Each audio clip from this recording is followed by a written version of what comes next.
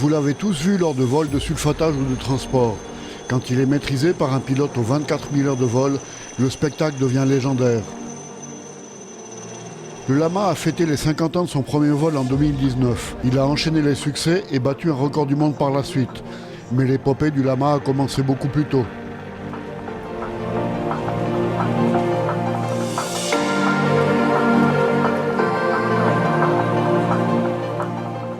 En 1955, Sud Aviation dévoile le modèle Alouette 2, premier hélicoptère du monde à embarquer un moteur à turbine. La même année, le pilote d'essai Jean Boulet monte à 8209 mètres et bat le record mondial d'altitude avec cette machine.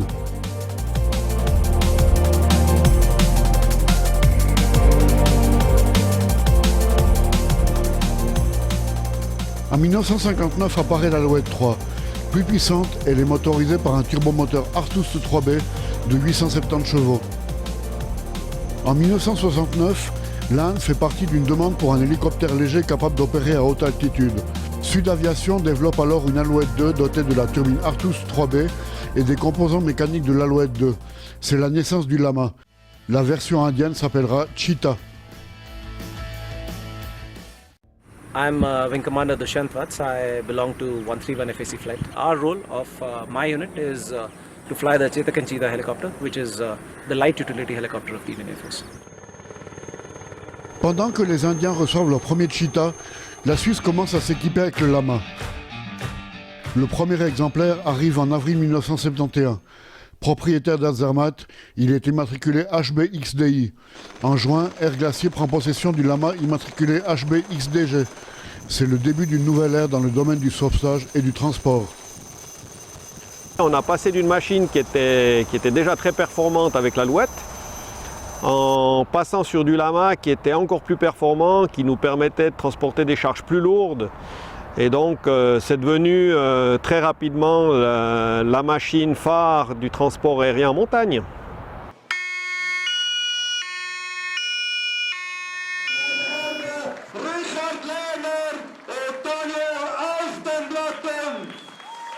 « 10 mars 2011, Zermatt accueille 2 enfants du pays revenus d'un sauvetage à plus de 7000 mètres dans l'Annapurna. Le Lama India d'Air Zermatt fait son apparition. Cette machine est absolument mythique. En 2019, elle a fêté ses 40 ans de service au sein de la compagnie Valaisanne. Ce Lama est aujourd'hui le tout dernier à opérer chez Air Zermatt. Au total, la compagnie a exploité 17 Lamas à différentes périodes de son histoire.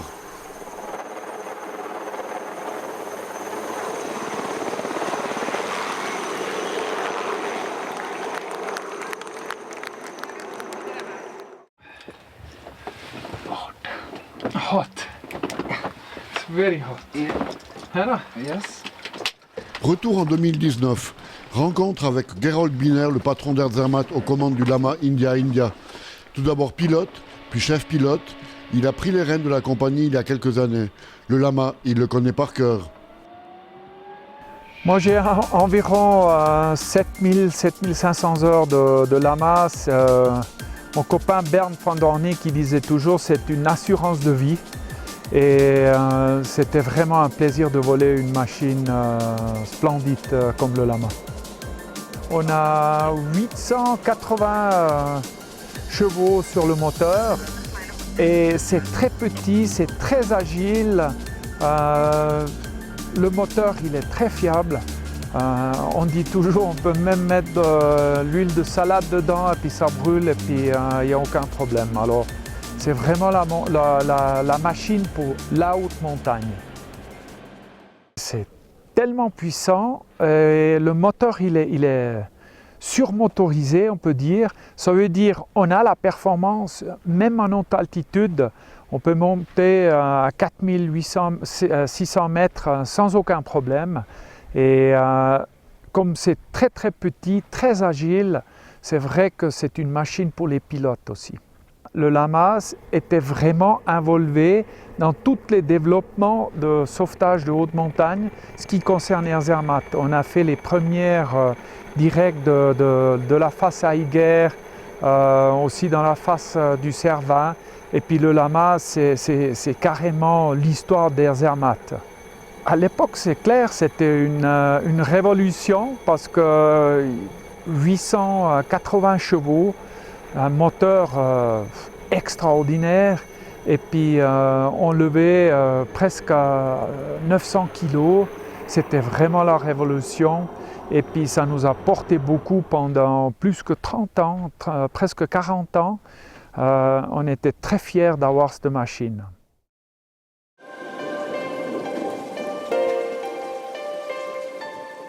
Le Lama est tellement puissant qu'il s'offre un record du monde proprement incroyable en 1972. Le 21 juin, piloté par Jean Boulet, un Lama grimpe à l'altitude phénoménale de 12 440 mètres. Presque 50 ans plus tard, ce record n'a toujours pas été battu.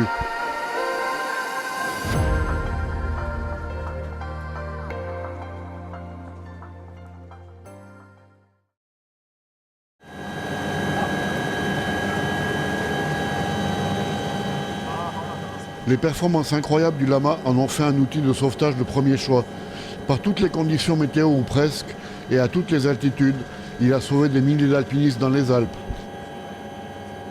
Certainement, le Lama, dans beaucoup des cas, c'était vraiment la dernière chance pour les alpinistes pour survivre, pour qu'on a pu effectuer le sauvetage à la fin. Moi, j'ai eu un sauvetage au Cervin dernièrement, la nuit, avec le grand 429. On avait des conditions de météo qui changeaient tout le temps, très vite. Et je ne suis pas arrivé à récupérer le blessé qui était gravement blessé à la tête. Alors on était vraiment sous pression. Et là, j'ai décidé de revenir à Zermatt, puis de prendre le vieux Lama et puis finir toute cette action, le rescue avec le Lama. Puis finalement, ouais, on avait un petit peu plus de réserve, de marge, et la visibilité, c'était vraiment quelque chose qui était important cette nuit. Et voilà, grâce à ça, c'est un avantage d'avoir toujours un petit Lama dans le hangar. Fiable et rustique, le Lama s'est taillé une réputation de véritable mulet volant. Il a largement contribué au développement des installations des régions alpines. C'est la bête de transport, on va dire ça comme ça. C'est la machine qui nous a permis de développer les infrastructures du canton du Valais et puis après des Alpes aussi. Mais c'est ça qui nous a permis de construire les cabanes, qui a permis de construire toutes les installations de remontée mécanique. Avant, on faisait ça soit à pied, soit avec les avions. Hein. Il y avait les premiers porteurs et les Piper Super Cup qui amenaient du matériel. Mais le Lama, c'était la première machine qui a permis d'amener pratiquement 700 kg à 3000 mètres. Le Lama a été conçu autour de la turbine Artus 3B, extrêmement puissante, couplée à une mécanique capable de délivrer sa puissance à très haute altitude. Les ingénieurs de Sud Aviation avaient frappé fort et le Lama est devenu rapidement un best-seller dans les régions de montagne. C'est une machine qui était, on va dire, très puissante. Et cette puissance, elle nous permettait, elle pardonnait beaucoup puisqu'on n'avait jamais de problème, à peu de choses près, jamais de problème de puissance jusqu'à 4000 mètres. C'est ça qui nous a beaucoup aidé. Région de Saillon, il est environ 6 h du matin. Jean-Louis Locher s'apprête à traiter les vignes contre les maladies avec du produit de contact. Pendant 2 heures, ce sera un carrousel endiablé parmi les nombreux obstacles du terrain. Jean-Louis ne cache pas sa joie de voler le Lama.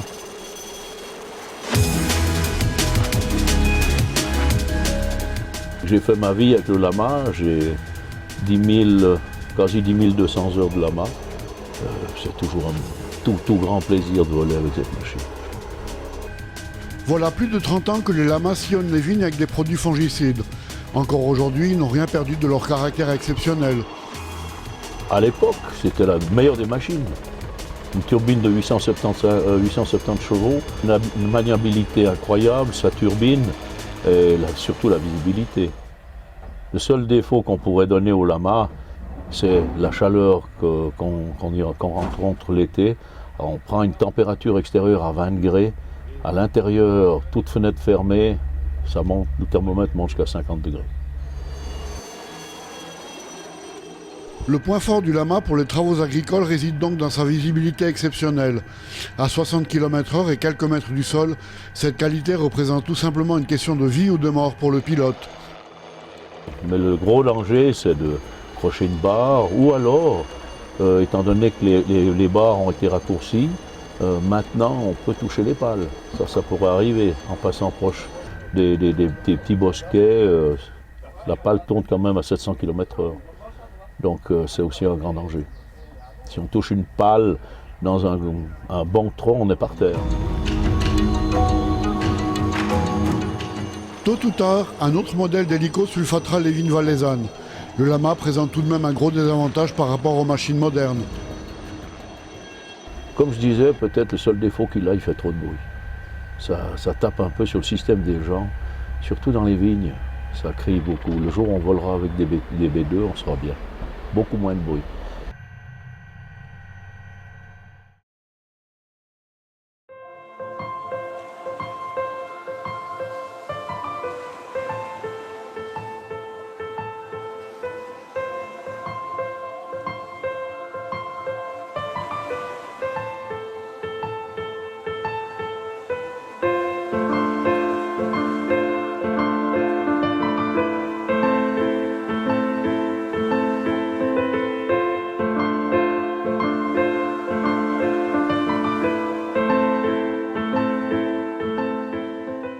La suprématie incontestée du lama pour le travail en montagne aura duré depuis le début des années 70 jusqu'en 1997. Cette année-là, Eurocopter présente l'écureuil B3, une version survitaminée de l'écureuil, une machine qui existait depuis déjà 1974. Doté d'un turbomoteur Ariel 2 de 850 chevaux, le B3 est capable de soulever 1400 kg au niveau de la mer, contre environ 1000 kg pour le lama. Sur ces images, on voit un B3 de série qui bat en 2005 un nouveau record d'altitude en se posant sur le sommet de l'Everest à 8858 mètres. Aujourd'hui, le B3 est la machine de remplacement du lama. Reste que par conditions extrêmes, le lama garde toujours sa supériorité.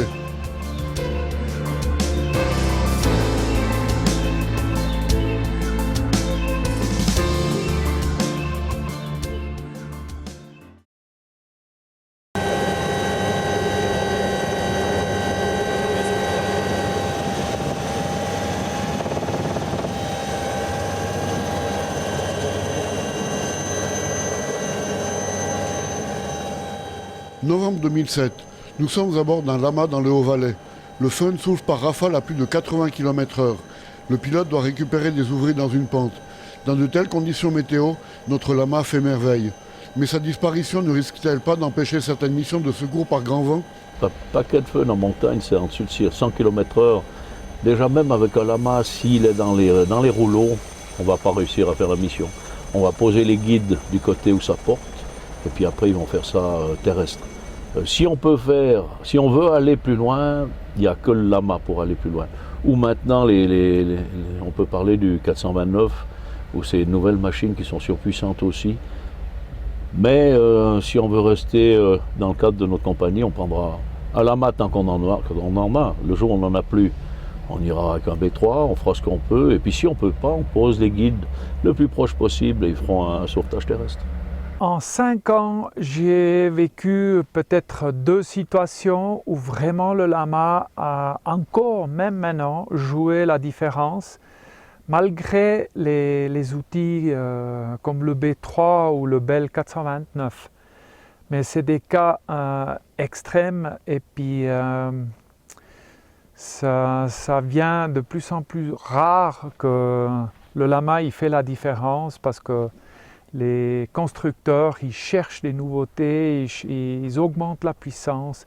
Et puis là, on a aussi des outils très bien, qui sont très bien à disposition pour faire notre travail ici en haute montagne.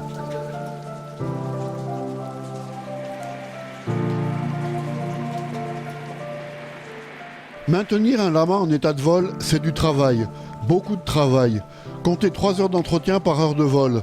C'est 3 fois plus qu'avec une machine moderne. Mais les mécaniciens apprécient le côté rustique du lama. C'est une super machine pour travailler, de par son accessibilité et aussi pour la recherche de panne, le troubleshooting, parce qu'il n'y a pas d'électronique. C'est uniquement mécanique et électrique, donc beaucoup plus simple. Chaque jour, le lama réclame un graissage et différents contrôles après le vol. Et des contrôles plus approfondis sont prévus à intervalles réguliers. Un contrôle périodique, il commence chaque 25 heures de vol. On aura une inspection à faire. Et ensuite, à 100 heures, on aura des points supplémentaires, 200 heures également. Et dès 400 heures de vol, il y a un gros entretien à programmer sur l'hélicoptère. Après 12 ans ou 4800 heures de vol, c'est la révision générale. La machine est entièrement démontée, décapée, contrôlée, repeinte puis remontée. Après environ 3 mois et 1500 heures de travail, le lama est à nouveau prêt au vol. Il faut dire que la bête a été conçue pour durer. Je ferai un peu un parallèle avec l'électroménager. L'électroménager des années 60 tient peut-être plus longtemps que l'électroménager des années actuelles. Et ben pour l'hélicoptère, c'est exactement la même chose. C'est un hélicoptère qui a été abouti en 15 ans environ, alors que des hélicoptères actuels, ils sont en constante évolution.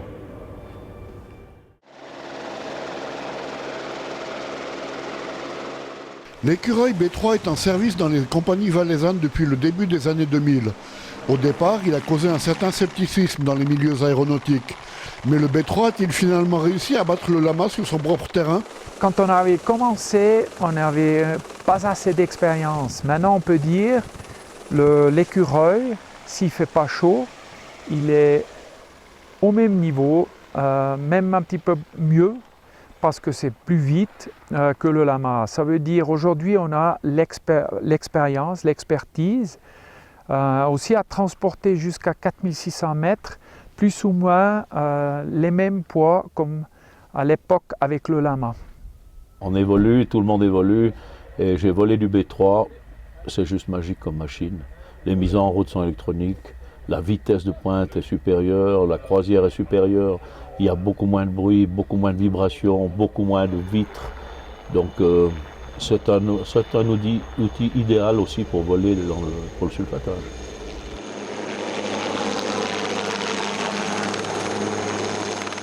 Lama ou B3, le choix entre une Jeep volante et le confort de la modernité. Quand il s'agit de désigner leur hélico fétiche, le cœur des pilotes balance. Quelle est leur machine préférée en définitive?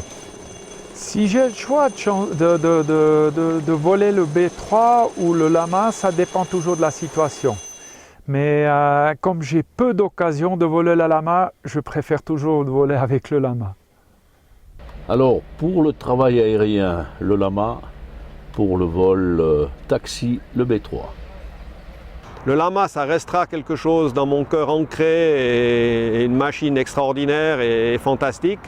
Et puis le B3, c'est cette machine d'aujourd'hui, elle va vite, elle est intéressante au niveau de la polyvalence, et puis on est moins fatigué, on est moins vibré par les éléments. Donc,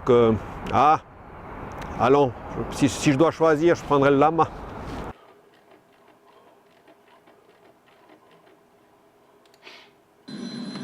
Malgré son aspect rustique, le lama est une véritable star sur Internet.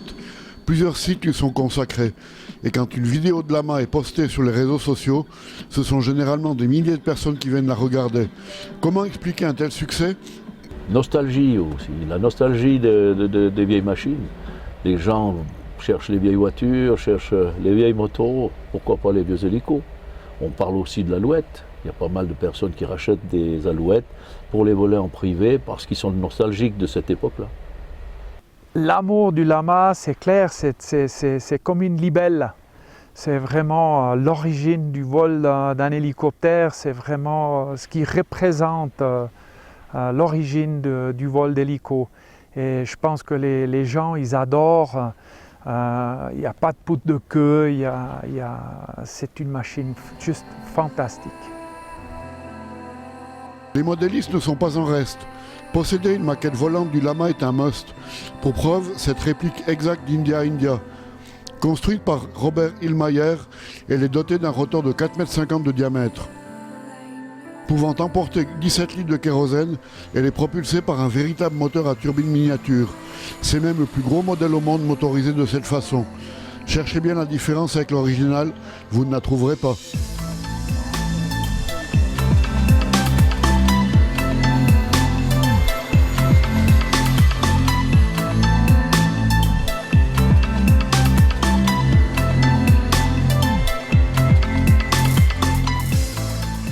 Si je vois un modèle réduit avec les couleurs de X-Ray India, je suis tout d'abord très fier parce que j'ai pu voler le vrai hélico et je pense que notre design il est fantastique avec les étoiles qui représentent quand même notre drapeau du Valais et puis ça nous a porté beaucoup aussi au point de vue marketing.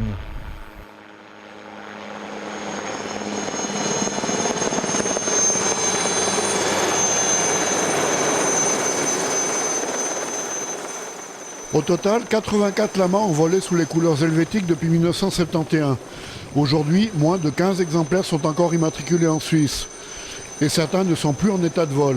En définitive, qu'est-ce qui a causé la disparition progressive du lama?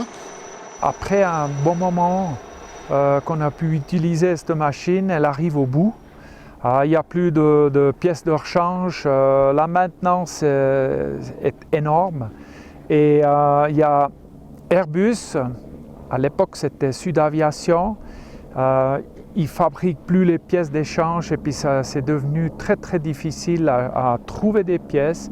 Et puis il manque aussi, un point de vue technique, il manque un ordinateur dans la machine et voilà.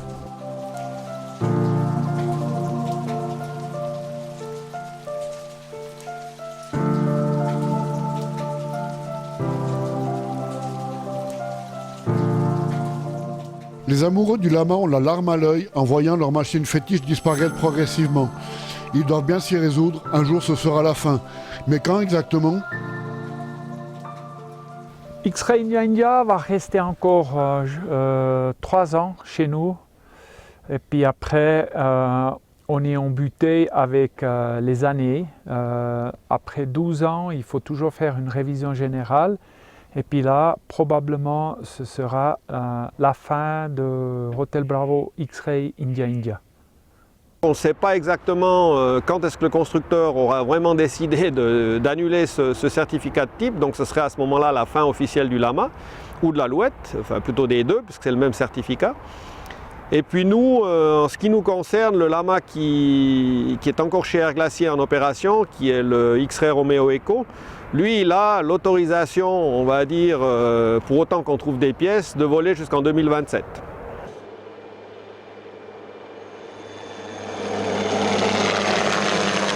Plusieurs lamas aux couleurs valaisannes ont été vendus avec l'arrivée des B3 et ils sont partis parfois très loin. Les lamas qui sont sortis du service de vol, une partie d'entre eux ont été vendus, donc ont été révisés, ont été vendus en Norvège. Il y en avait quelques-uns qui sont partis là-haut. Il y a des machines qu'on a révisées nous-mêmes et puis les autres, eh bien, on les a, on va dire, vendues à des privés qui ont acheté des machines pour mettre dans leur garage, sur leur toit ou des choses comme ça. Les lamas sont partis en Inde, en Suisse, on a vendu un lama en Norvège, je dirais dans le monde entier. Et c'est la dernière qui nous reste. L'avant-dernier, on a vendu en Russie. Hotel Bravo X-Ray Papa Juliette, et puis cette machine elle vole encore. Ils n'ont même pas changé le design, alors il y a les étoiles qui volent autour du Elbrus.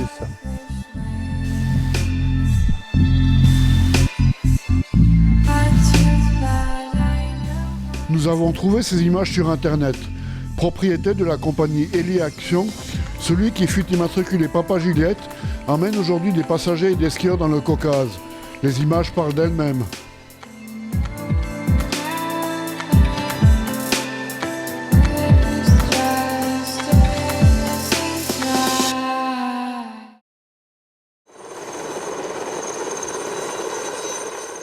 Exit donc le Lama dans quelques années.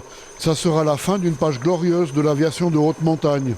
Mais faut-il regretter cette machine exceptionnelle? La vie des pilotes et des mécanos est assez nuancée. Non, pas du tout, je crois pas. Je crois pas. Aujourd'hui, avant, quand on roulait une coccinelle, on trouvait ça sympa. Aujourd'hui, on a des toutes belles voitures. On ne regrette pas ces voitures-là. On évolue aussi avec les nouveautés. Et au niveau technique, les nouvelles machines sont super bien équipées.